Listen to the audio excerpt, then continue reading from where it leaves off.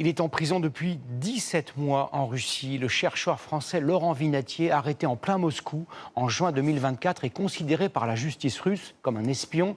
Il risque 20 ans de prison. Ce soir, en exclusivité pour TF1, nous avons recueilli le témoignage douloureux de ses parents. Quelles nouvelles ont-ils de leur fils? Gardent-ils espoir de le revoir un jour? Ils se sont confiés à Jérôme Garraud, Clément Biet et Stéphane Deperroy. Un moment en famille, des souvenirs de vacances. Quelques images d'un fils qu'ils n'ont plus vu depuis 1 an et demi. Laurent Vinatier, 49 ans, chercheur spécialiste de l'ancien bloc soviétique, est emprisonné en Russie depuis juin 2024.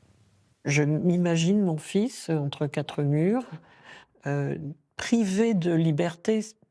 C'est déjà quelque chose de très difficilement imaginable. Personnellement, ce qui me fait peur, c'est qu'il soit oublié dans sa cellule. C'est qu'il soit un prisonnier qu'on oublie totalement. Laurent Vinatier travaillait pour une ONG suisse. En 2024, il est arrêté devant les caméras par les autorités russes qui lui reprochent de ne pas s'être enregistré en tant qu'agent de l'étranger. Jugé pour cette négligence administrative, il est condamné à 3 ans de prison. Et en août dernier, le tribunal de Moscou ouvre une nouvelle procédure, cette fois pour espionnage. Un chef d'accusation puni de 20 ans de prison.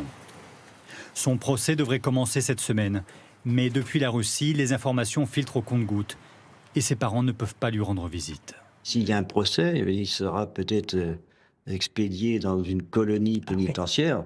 Et c'est ça qui est aussi aujourd'hui qui nous angoisse d'autant. Nous nous inquiétons de savoir si on ne va pas effectivement le convaincre d'espionnage, trouver des charges. Et à ce moment-là, comme tout le monde dit, s'il y a un procès, il est passible de 20 ans de prison, ce qui est inimaginable pour nous.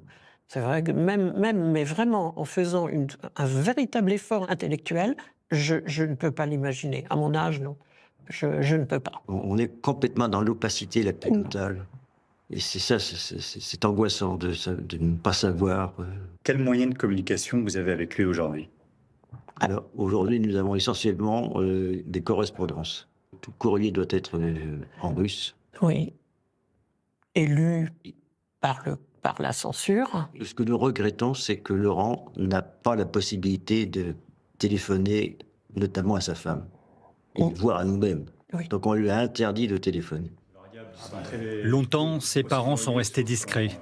Ils souhaitent aujourd'hui mobiliser l'opinion, espèrent l'ouverture d'un canal diplomatique et un échange de prisonniers.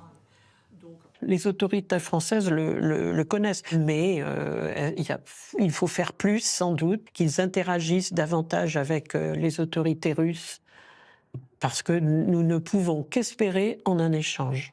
Un journaliste, sans doute pas français mais russe, lui a demandé s'il se considérait comme un otage et il a répondu oui. Prisonnier des tensions entre Moscou et Paris.